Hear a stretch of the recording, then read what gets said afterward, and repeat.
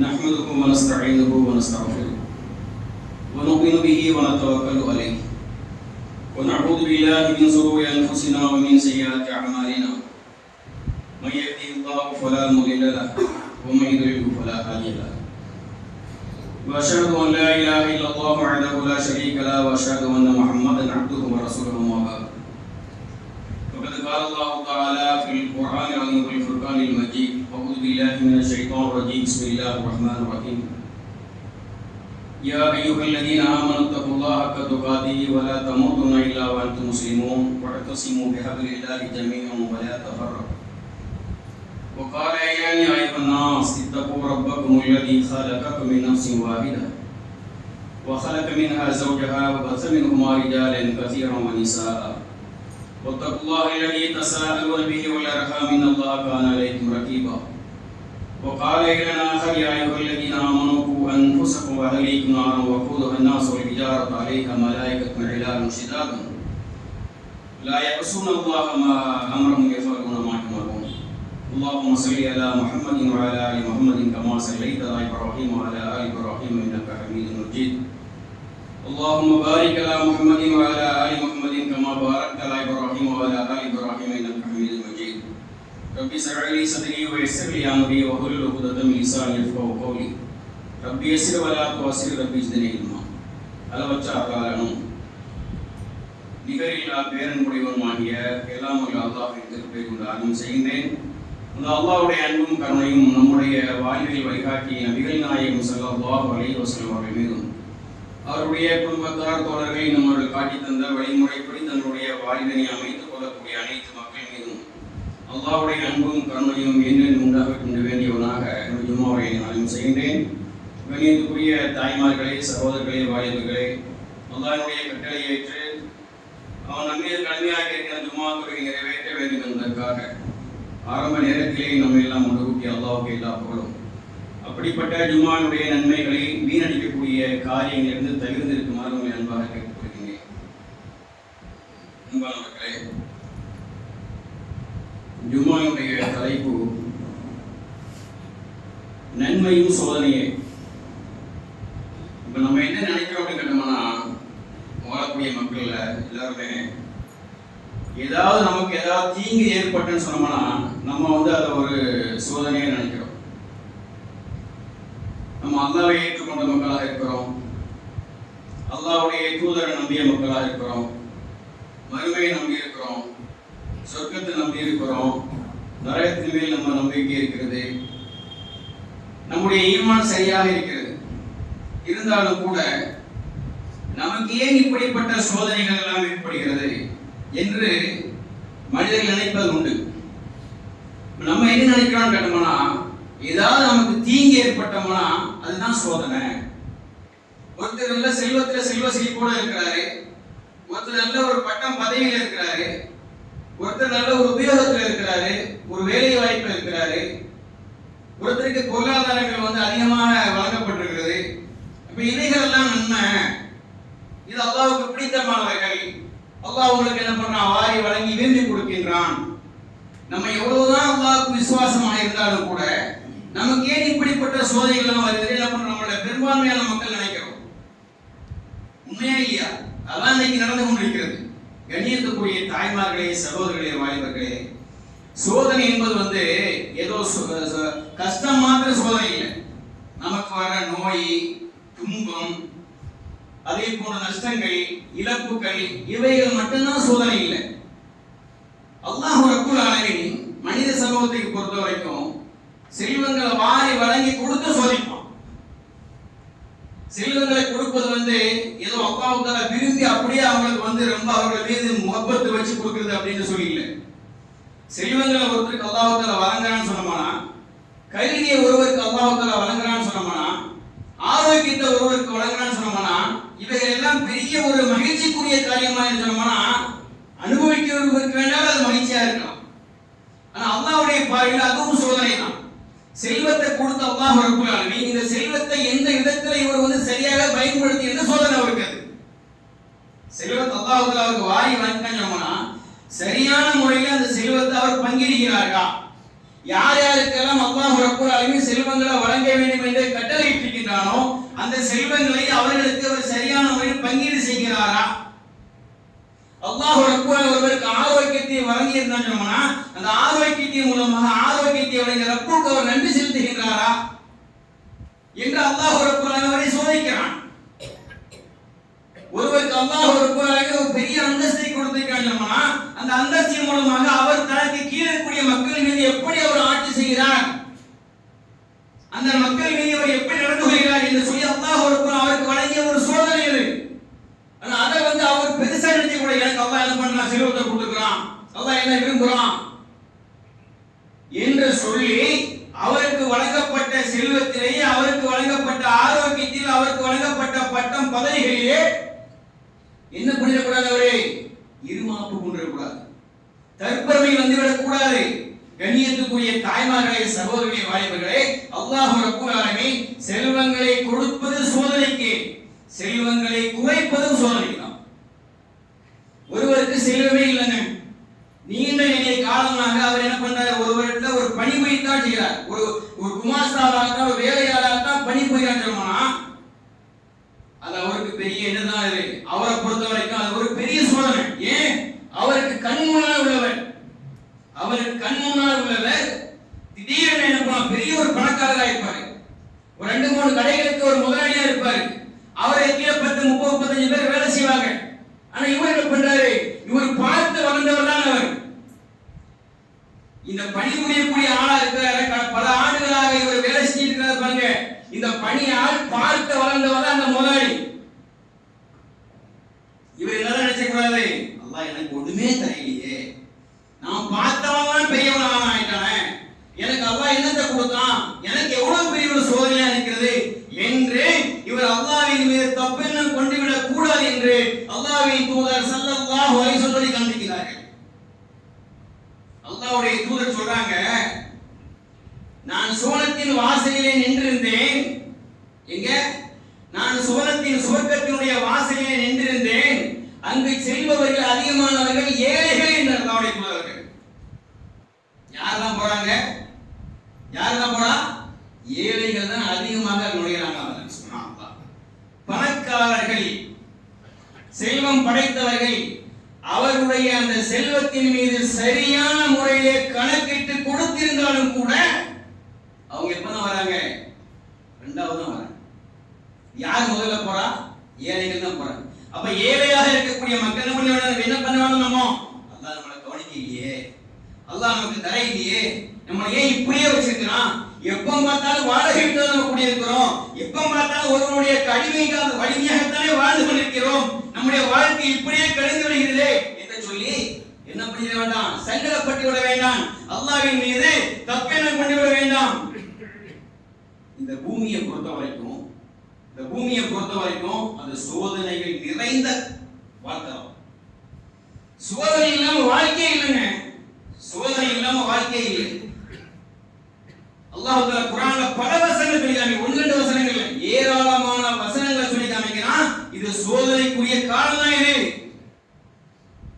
நம்ம வாழ்வையும் மரணத்தை எதுக்காக வைத்திருக்கிறோம்னா, வல நபுவன்னகும் பிஷைஇன் மினல் ஹௌஃபி வல் ஜூஇ வ நக்ஸி மின் அம்வாலி வல் அன்ஃபுஸி வஸ் ஸமராத் வ பஷிரி ஸாபிரீன். அல்லாஹ் சொல்றான் சூரத்துல் பக்ரா சொல்லி காமிக்கிறான், வல நபுவன்னகும் பிஷைஇன் மினல் ஹௌஃபி வல் ஜூஇ வ நக்ஸி மின் அம்வாலி வல் அன்ஃபுஸி வஸ் ஸமராத் வ பஷிரி ஸாபிரீன். உங்களை நம்ம பசியை கொடுத்து சோதிக்கிறது, பசியா தான் இருக்கும், அதை கொடுத்து சோதிக்கிறது, பொருளாதாரத்தில் நஷ்டங்களை ஏற்படுத்தி சோதிக்கிறது, பயத்தை கொடுத்து சோதிக்கிறது, அடுத்தவர்கள் மூலமாக பயத்தை ஏற்படுத்தி சோதிக்கிறது, குடும்பத்தில் ஒருவரை மரணிக்க செய்து சோதிப்பது, இப்படிப்பட்ட சோதனை எல்லாம் உங்களுக்கு வரத்தான் செய்யும். இந்த சோதனைகள் வரக்கூடிய நேரத்தை என்ன செய்யணும் கேட்டோம்னா, சப்போர்ட் பண்ணணும், அவ்வளவுதான். நீங்க பொறுமை காத்துறணும், வேற வழி இல்லை. என்ன செஞ்சிட முடியும் சொல்லுங்க, என்ன பண்ணிட முடியும்? கொள்ளடிக்கணும். அதனால எப்பவுமே இப்படிதான் கஷ்டப்பட்டு தான் இருக்கிறேன், எனக்கு சரியான உணவு இல்லை, சரியான இருப்பிடம் இல்லை, சரியான ஆடைகள் இல்லை, அதெல்லாம் போய் கொள்ளடிக்கலாமா? ஒருத்தன் போய் பணக்காரன் கொள்ளடிக்கலாமா? வழிப்பறி செய்யலாமா? கொலை செய்யலாமா? அதுக்கு மார்க்கம் என்ன பண்ணல, அனுமதிக்கவில்லை, தடை செய்கிறது. உனக்கு இப்படித்தான் இருக்கிறியா, இரு. ஆனா நீ மாத்திரம் இப்படி இல்லை, ஒன்னு மாத்திரம் அல்லாஹ் தஆலா இப்படி பசி பற்றி வைக்கல.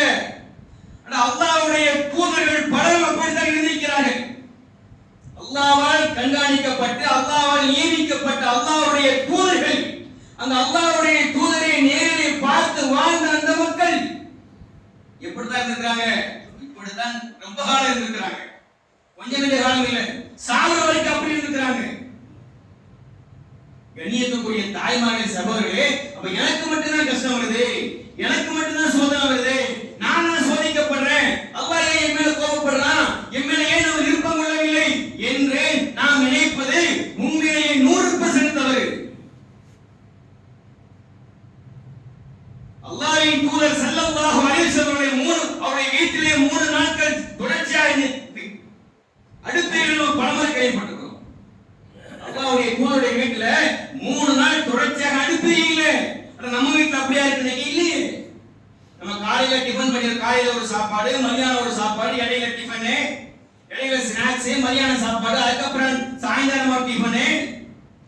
எத்தனை விதமா நம்ம சாப்பிடுறோம். அவங்களுக்கு அப்படி இருந்ததா? அவங்க அப்படி சாப்பிட்டாங்களா? இல்லையே.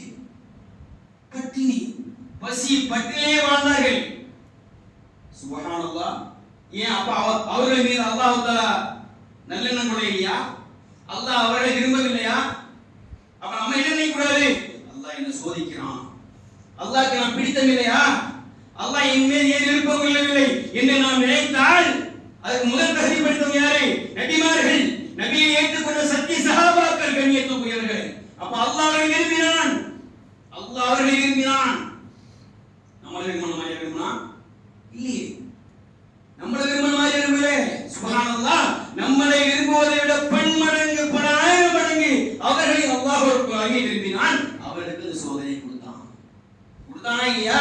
கொடுத்தான். என்ன செஞ்சாங்க? சபூர் பண்ணாங்க, பொறுமை காத்தார்கள். ஏன்? பொறுமைக்கு வெகுமதி சுவனம். யார் சொன்னா? அல்லாஹ்வுடைய தூதர் ஸல்லல்லாஹு அலைஹி வஸல்லம் காண்பித்தார்கள். ஒரு பெண்மணி வராங்க, நம்ம பலமுறை செய்தி கேள்விப்பட்ட செய்தியாக கூட இருக்கலாம், மனசுல பதிய வைப்பதற்காக சொல்லுகின்றேன். ஒரு பெண்மணி வராங்க, யார் ரசூலுல்லாஹ், காக்காவடி நோய் எனக்கு இருக்குது, இந்த நோய் நீங்குவதற்கு அல்லாஹ்ட்ட நீங்க துஆ செய்யுங்க. பெண்மணியை கவனமா கேளுங்க. இந்த காக்காவடி நோய் எனக்கு நீங்கிறதுக்கு அல்லாஹ்ட்ட நீங்க துஆ செய்யுங்க. அல்லாஹ்வுடைய தூதர் சொல்றாங்க. அல்லாஹ்வுடைய தூதர் சொன்னாங்க, பெண்மணியே நீ கொஞ்சம் பொறுமைகாரி, சபூர் செய் அப்படின்னாங்க. உனக்கு சொர்க்கம் கிடைக்கும் ரசூல் ஸல்லல்லாஹு அலைஹி.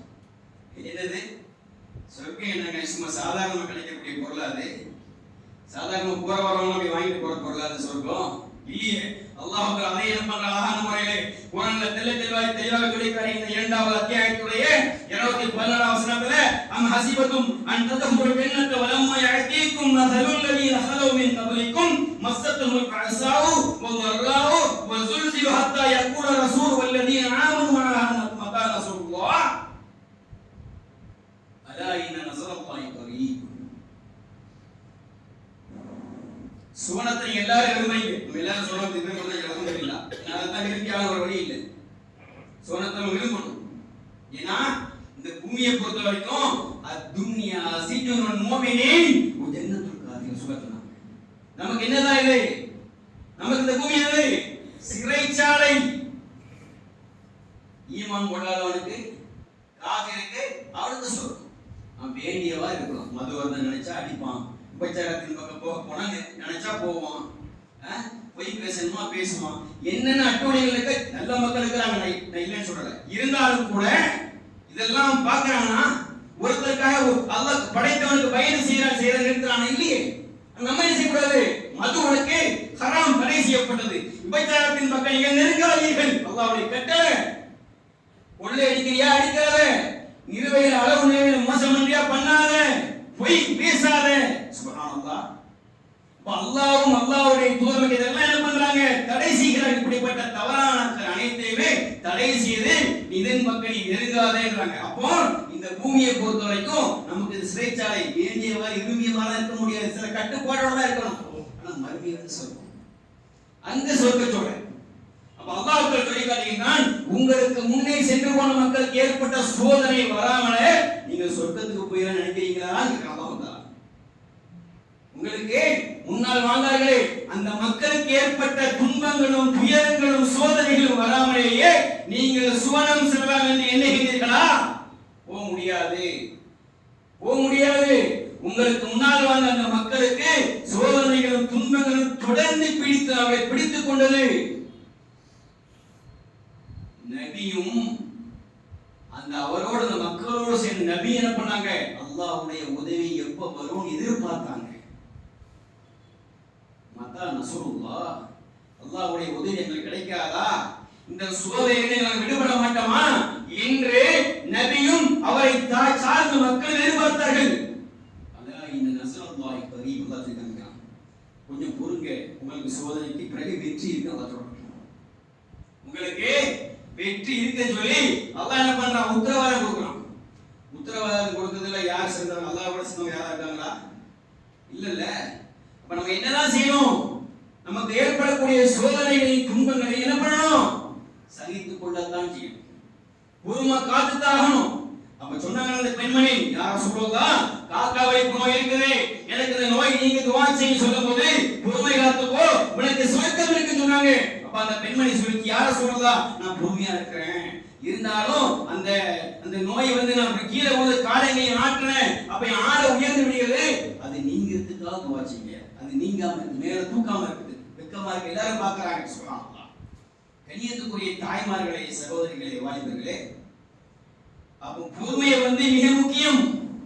பொறுமை காத்தால் என்ன எங்களுக்கு நஷ்டம் இல்லை, நன்மை தான் இருக்கு. அதுக்கு என்னதான் கூலி, சொர்க்கம் தான் இருக்கு. அல்லாஹ் ரப்பல் ஆலமீன், அல்லாஹ்வுடைய தூதர் சொல்லியாங்க, அல்லாஹ் ரப்பல் ஆலமீன் ஒருவருடைய பார்வையை பறித்து, இரண்டு கண் பார்வையை பறித்து உலகமே இருந்து போயிடும். அப்படிதானா இல்லையா? கண் நமக்கு லேசா தெரியாம கண்ணாடி போடுறோம், கூட அதிகமான போரை போட்டு ஏற்றிக்கிறோம், அப்படித்தானே இல்லையா? கண்ணே தெரியலங்க, இரண்டு கண் பார்வை இல்லை. எப்பேற்பட்ட சோதனை பாருங்க. அல்லாஹ்வுடைய தூதர் சொல்றாங்க, யாருக்கு அல்லாஹ் ரப்பல் ஆலமீன் கண் பார்வையை பறித்து சோதிக்கிறானோ, அந்த சோதனையை அவர் பொறுமை காக்கிறாரோ, அவருக்கு கூலி சொர்க்கம். சுப்ஹானல்லாஹ். அவருக்கு கூலி என்னது? சொர்க்கம். அன்பார்ந்த சகோதரர்களே, தாய்மார்களே, வாலிபர்களே, அப்ப அல்லாஹ் தஆலா செல்வத்தை தர்றதுதான் நமக்கு சோதனை கூடாது, மூத்தாக்குறது தான் நமக்கு சோதனை கூடாது. இன்னைக்கு பாக்குறோமே, சுப்ஹானல்லாஹ், ஆயிரக்கணக்கான பேரை மூத்தாக்கிட்டு இருக்கான், ஒன்று குவிக்கிறான். அப்படியே அல்லாஹ்க்கு தெரியாது, அது அல்லாஹ் பார்க்காம இருக்கிறான். அல்லாஹ்க்கு தெரியாது, ஞானம் தெரியலையா? அத்தனை பேர் மூத்தா போற ரப்புக்கு தெரியலையா? அதனுடைய சூட்சுமம் என்ன நமக்கு தெரியல. அவங்களுக்கு அல்லாஹ் ரப்பல் ஆலமீன் ஏராளமான வெகுமதிகளை வைத்திருக்கலாம், வெகுமதி அல்லாஹ் தஆலா அதிகமாக வைத்திருக்கலாம், நமக்கு தெரியாது. பச்சைகள் என்ன பாவம் செஞ்சது, பச்சைகள் என்ன பாவம் செஞ்சது, ஆஸ்பத்திரியில கூட போட்டு ஆயிரக்கணக்கான மக்கள் சாவடிக்கிறாங்க இல்லையா? தூங்கிட்டு இருக்கும் போதே மலையிலே அப்படியே அடிச்சு தண்ணியில் அடிச்சு 98 கிலோமீட்டர் தள்ளிட்டு போறாங்க இல்லையா? மழை சரிவு ஏற்பட்டு அப்படியே மீனோடு சேர்ந்து பல மைல் தூரங்கள் கொண்டு போகப்படுதா இல்லையா? என்ன பாவம் செஞ்சாங்க சிறார்கள் எல்லாம்? என்ன பாவம் செஞ்சாங்க? அல்லாஹ்க்கு தெரியாததா? இல்ல, ரப்புக்கு தெரியும். இதெல்லாம் திடுவாக நடைபெறுகிறதா? பலஸ்தீனை அழிக்கிறதும், கேரளால அந்த வயநாட்டில் ஏற்பட்ட சோதனை, இப்ப நமக்கு ஏற்பட்ட எல்லா பூமியிலும் ஏற்பட்ட சோதனை அனைத்துமே ரப்புக்கு தெரியாததா? இல்ல, அல்லாஹ்க்கு தெரியலாம். அவன் எல்லாம் எழுதி வச்சுட்டான். அங்க எழுதி வைத்ததுதான் நடைபெற்றுக் கொண்டே இருக்கிறது. ஏன் அப்படி எழுதணும் நம்ம கேட்க முடியுமா?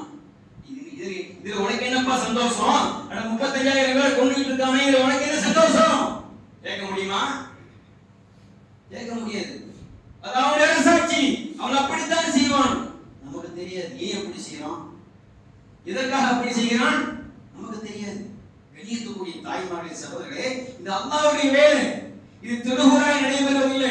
ஒருவனுக்கு ஏற்படக்கூடிய என்ன சோதனை இருக்கட்டுமே, அது திடுகுறாக ஏற்படுகிறது இல்லை. அல்லாஹ் ரப்பல் ஆலமீன் லவ்ஹுல் மஹ்ஃபூல பதிவு வச்சிட்டான். அதனால ரசூல் ஸல்லல்லாஹு கேக்குறாங்க, யா அல்லாஹ், நீ எனக்கு விதித்த தீர்ப்பின் தீங்கிலிருந்து என்னை பாதுகாத்துக்கோ அப்படின்னு ரசூல் ஸல்லல்லாஹு. அல்லாஹ் ரப்பல் ஆலமீன் ஒரு உயிர் தாயுடைய கர்ப்பத்தில் 4 மாசமா இருக்கும்போது அல்லாஹ் எனக்கு 2 மலக்களை ஒன்று அனுப்பி எல்லாவற்றையும் பதிவு செய்து விடுகிறான். ரசூலுல்லாஹ் சொல்லிக்கிறாங்க, 2 மலக்கள் அல்லாஹ் என்ன பண்ண தாயுடைய கர்ப்பத்துக்குள்ள அனுப்பிச்சு விட்டு, அதெல்லாம் எப்படிங்க முடியும்?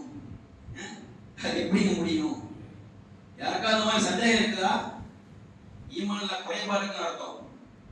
ஈமான்ல குறைபாடு இருக்குது, குன் அவ்வளவு முடிஞ்சு போச்சு. அல்லாஹ் ஏதாவது ஒரு காரியத்தை நாடினார், என்ன செய்வாங்க?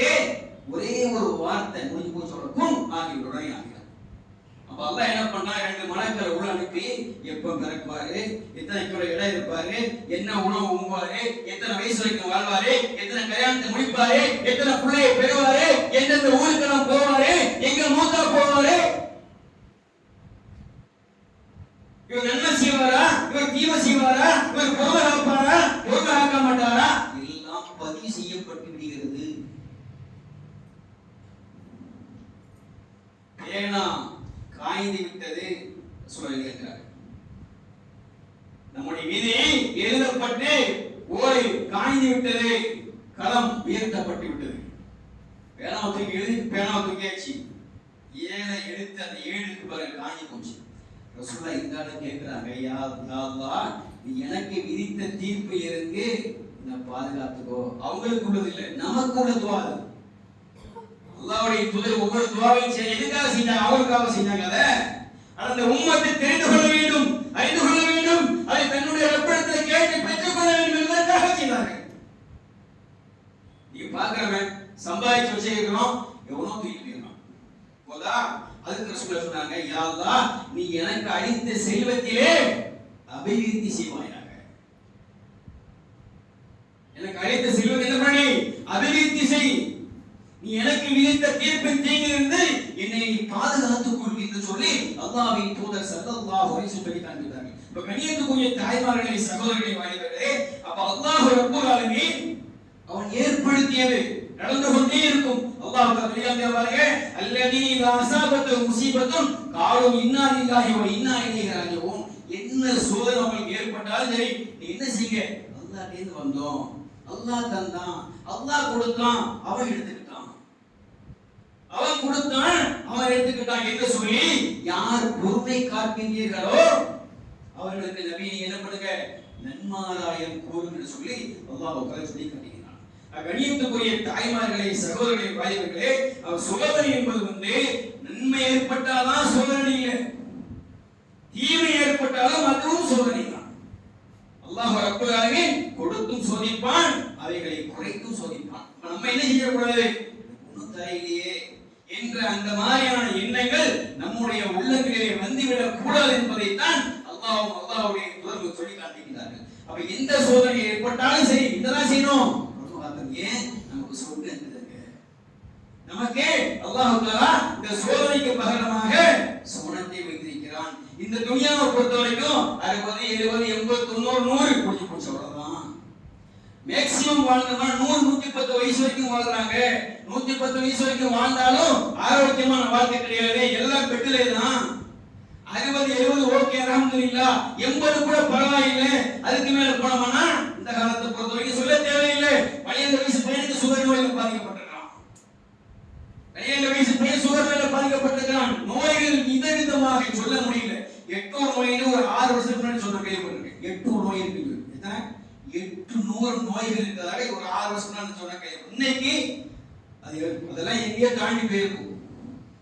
அப்ப எத்தனை விதமான நோய்கள், முதுமை நோய்கள், மறதி, இயலாமை, நடக்க முடியாது, பலகீனம். சுப்ஹானல்லாஹ்.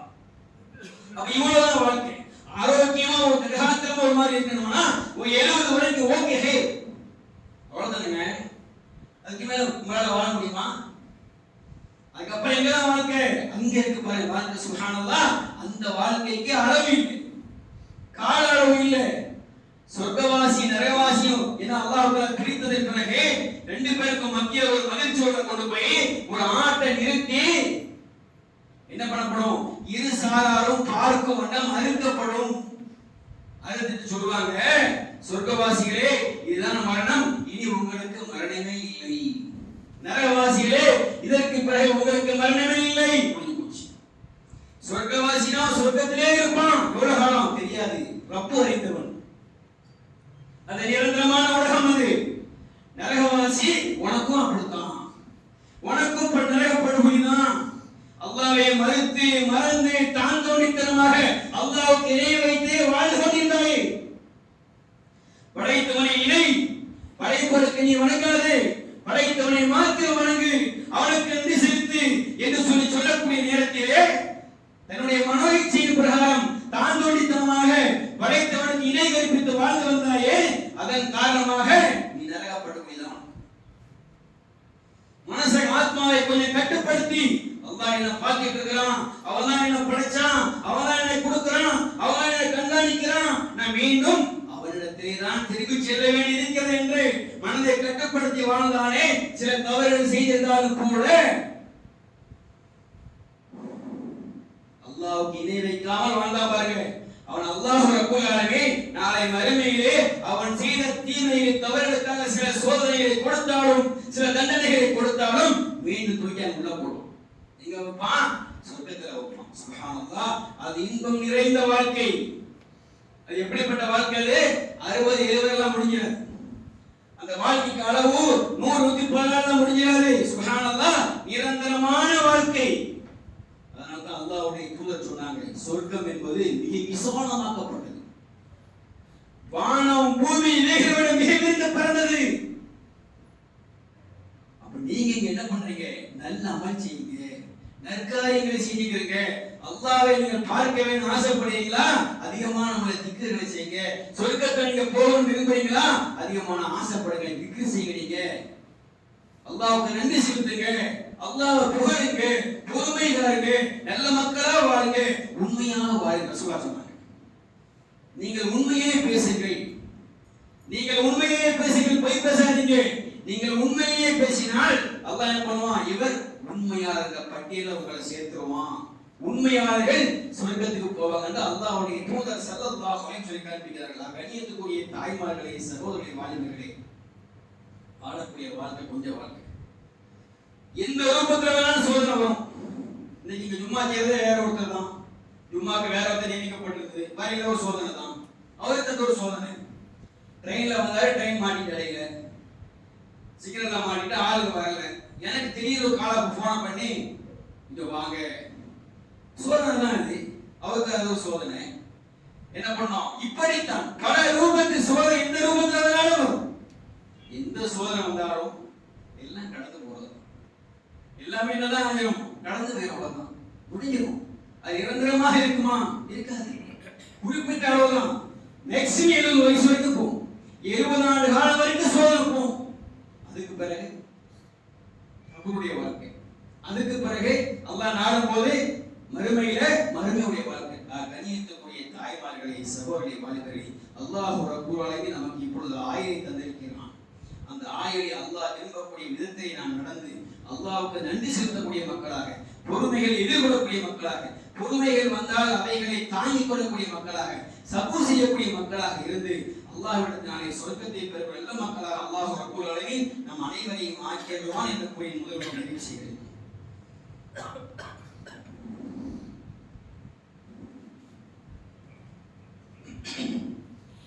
அல்ஹம்துலில்லாஹி ரப்பில் ஆலமீன் வஸ்ஸலாத்து வஸ்ஸலாமு அலா அஷ்ரஃபில் முர்ஸலீன் வ அலா ஆலிஹி வ ஸஹ்பிஹி வ மன் தபிஅஹும் பி இஹ்சான் இலா யௌமி الدين. அம்மா பஅத்.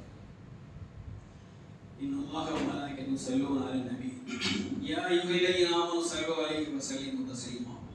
اللهم صل على محمد وعلى آل محمد كما صليت على إبراهيم وعلى آل إبراهيم إنك حميد مجيد. اللهم بارك على محمد وعلى آل محمد كما باركت على إبراهيم وعلى آل إبراهيم إنك حميد مجيد. إن الله يأمر بالعدل والإحسان وإيتاء ذي القربى وينهى عن الفحشاء والمنكر والبغي يعظكم لعلكم تذكرون. ولذكر الله أكبر والله يعلم ما تصنعون. أقيموا الصلاة.